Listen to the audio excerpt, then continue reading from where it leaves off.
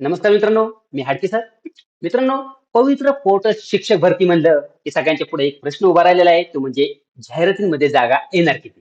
तर मित्रांनो, तुमच्यासाठी खरंच आज गुड न्यूज आहे अशी, की पवित्र पोर्टल शिक्षक भरतीमध्ये आज तब्बल 2400 जागा वाढलेल्या आहेत. आता ह्या कशा वाढल्या? नेमकं कसं काय? काय कारण होतं? ते ही कारण आपण मी व्हिडिओच्या माध्यमातून तुम्हाला विथ प्रूफ दाखवणार आहे मित्रांनो. त्यामुळं जाहिराती ज्या काय आहेत, त्या जाहिराती पण लवकरच आता अपडेट होतील आपल्या पवित्र पोर्टलला. आता ज्या काही संस्था आहेत किंवा जिल्हा परिषद आहे, नगरपालिका त्या अपलोड करण्याचं काम चालू आहे. बिंदू नामावली अंतिम टप्प्यात झालेली आहे. तर अशा पद्धतीने मित्रांनो, ह्या ज्या काही गोष्टी आहेत तुमच्यापर्यंत पोहोचत आहे. सर्वांनी आपला हा व्हिडिओ शेवटपर्यंत पहा.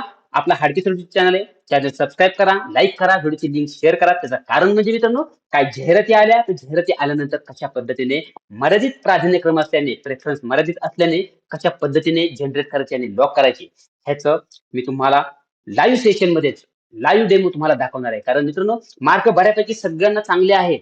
मार्क जास्त आहेत, पण तुमचे प्राधान्यक्रम चुकले म्हणजे तुमची नोकरी जाणार असं काही नाहीये. प्राधान्यक्रम चुकले तर तुम्हाला तुमची जी काय आस्थापना आहे ती जवळ भेटण्याऐवजी 200, 400, 500 किलोमीटर लांब भेटेल. त्यामुळे निश्चितपणाने स्वतः मी चुकी केली, तुम्ही चुकी करू नका.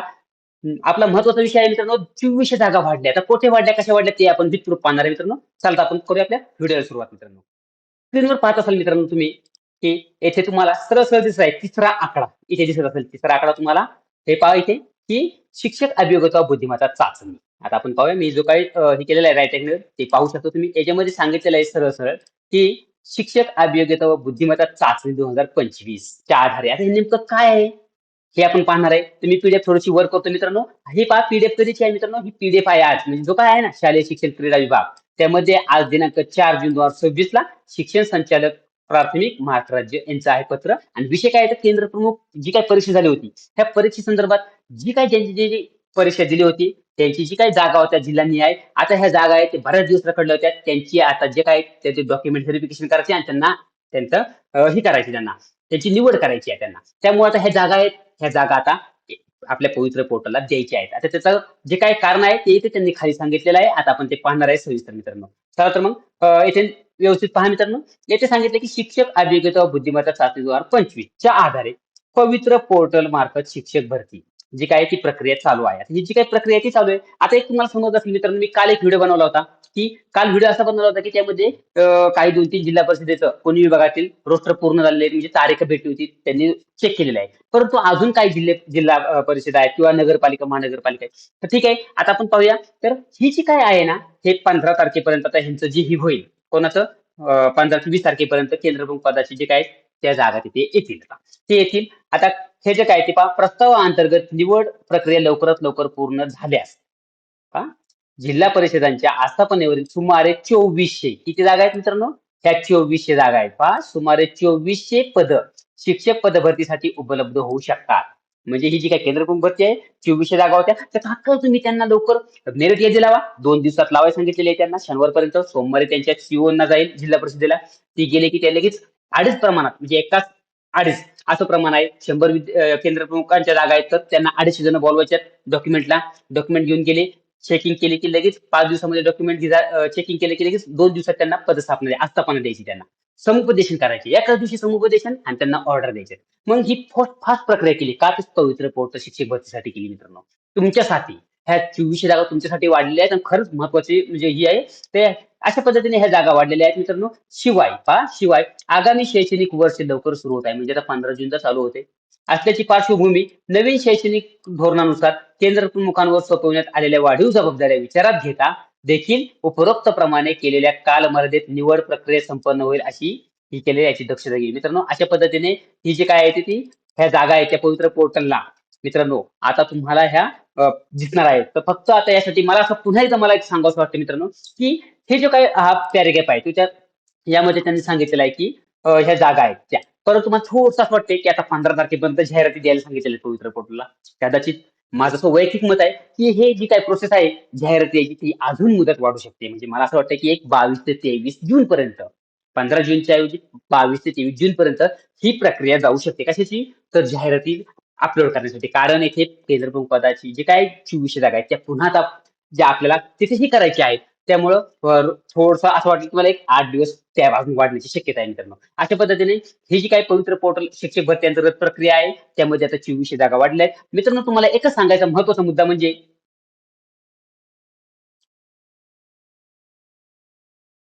की आता येणारी जी काही पवित्र पोर्टल शिक्षक भरती अंतर्गत जे काय आहे चालू आहे, त्यामध्ये मित्रांनो सर्वात महत्त्वाचं म्हणजे तुमचं प्राधान्यक्रम. आता हे प्राधान्यक्रम देत असताना कशा पद्धतीने तुम्हाला काळजी घ्यायची आहे, हे खूप महत्त्वाचं आहे.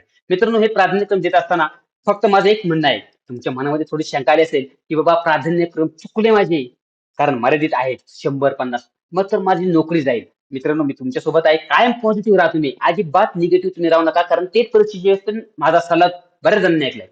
अभ्यास झाला नसेल तरी पॉझिटिव्ह राहा, कारण तुम्हाला एक तुम्ही पॉझिटिव्ह राहिला तर निश्चितपणे तुमची उत्तर बरोबर येतील, कारण तुम्ही पॉझिटिव्ह राहा. निगेटिव्ह गेला की तुम्ही अजून टेन्शनमध्ये जाताल. पण माझं हेच सांगणं आहे प्राधान्यक्रमच्या बाबतीत मित्रांनो, प्राधान्यक्रम देत असताना तुम्ही पॉझिटिव्ह राहा. काही काळजी करू नका. तुम्हाला जर मार्क चांगले असतील तर प्राधान्यक्रम तुम्ही जे देताल ना, तिथे तुमची निवड त्या एकाच ठिकाणी होणारच. तुम्ही बाहेर राहणार नाही. परंतु ती निवड तुम्हाला स्वतःच्या जिल्ह्यात, तालुक्यात किंवा नगरपालिका असेल, तिथे झाली तरच तुमच्या मार्कांचा फायदा होईल मित्रांनो. नाहीतर कदाचित 2017 किंवा 23च्या भरतीमध्ये बऱ्याच जणांना मार्क जास्त होते. पण त्यांनी काय केलं, जागा जास्त म्हणून त्यांनी स्वतःचा जिल्हा न देता त्या दुसऱ्या जिल्ह्यात त्यांनी केलं आणि ते तिथेच आता अडकून पडले. त्यामुळे हे सांगायचे मला, तुमचे मार्कच तुमची निवड ठरवणार आहेत. एकमेव माझा मी लाईव्ह बोलतो मित्रांनो, की पवित्र पोर्टल शिक्षक भरती अंतर्गत जे काही तुमचे प्राधान्यक्रम आहेत, ते प्राधान्यक्रम मर्यादित असल्याने परंतु तुमचे मार्कच तुमची निवड ठरवणार आहेत. मित्रांनो, मला एक उदाहरण सांगायचे. तर मला एक सांगा मित्रांनो, जर एखाद्याला 60च मार्क आहेत आणि त्याला जरी त्यांनी 150 प्राधान्यक्रम दिले, म्हणजे त्याने विदाऊट इंटरव्ह्यूचे जरी 100 प्राधान्यक्रम दिले आणि त्याला 60च मार्क आहेत, तरी कुठेही घेऊ द्या त्यांनी. मग विदर्भात, त्यानंतर मराठवाड्यात, पश्चिम महाराष्ट्र कुठेही पण घेऊ द्या त्यांनी. त्याचा नंबर लागेल का रे?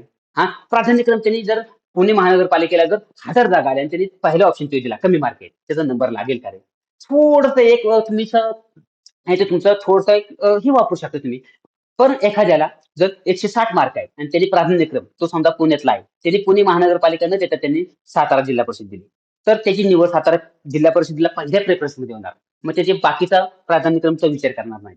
त्यामुळे ह्या ज्या काही गोष्टी आहेत ना, त्या समजून घ्या. म्हणजे त्याने ऍक्च्युअली पुणे महानगरपालिका द्यायला पाहिजे किंवा पुणे जिल्हा परिषद द्यायला पाहिजे किंवा ज्याला 160 मार्क आहेत त्यांनी त्या तालुक्यातल्या नगरपालिका असेल, जिल्हा परिषद असेल किंवा महानगरपालिका असेल त्या जिल्ह्यात तो ऑप्शन द्या तुम्ही. हेच सांगायचे मला या व्हिडिओच्या माध्यमातून. जर मार्क कमी आहेत आणि प्राधान्यक्रम त्यांनी जास्त जागा आहेत तिथे दिलाय पहिला, दुसरा, तिसरा म्हणून त्याची निवड होणार आहे. असं होईल का रे मित्रांनो? नक्कीच तुम्ही कमेंट करून मला या माध्यमातून सांगा तुम्ही. त्यामुळे निश्चितपणाने ह्या 2400 जागा वाढल्यात तुमच्यासाठी खूप महत्त्वाच्या आहेत. माझ्यासाठी पण खूप महत्त्वाच्या आहेत मित्रांनो. कारण आपण अपेक्षा व्यक्त करत होतो, की बाबा जागा जास्त वाढल्या पाहिजे, भरती जास्त जागांची झाली पाहिजे. आज त्याचं हे फल भेटलेलं आहे आपल्याला. ठीक आहे. तर सर्वांनी आपला ह्या हार्दिक युट्यूब चॅनलच्या माध्यमातून तुम्ही आपले प्राधान्यक्रम कसे द्यायचे या संदर्भात निश्चितपणाने तुम्ही जॉईन व्हा. तुमच्या मित्रांपर्यंत लिंक शेअर करा मित्रांनो. धन्यवाद.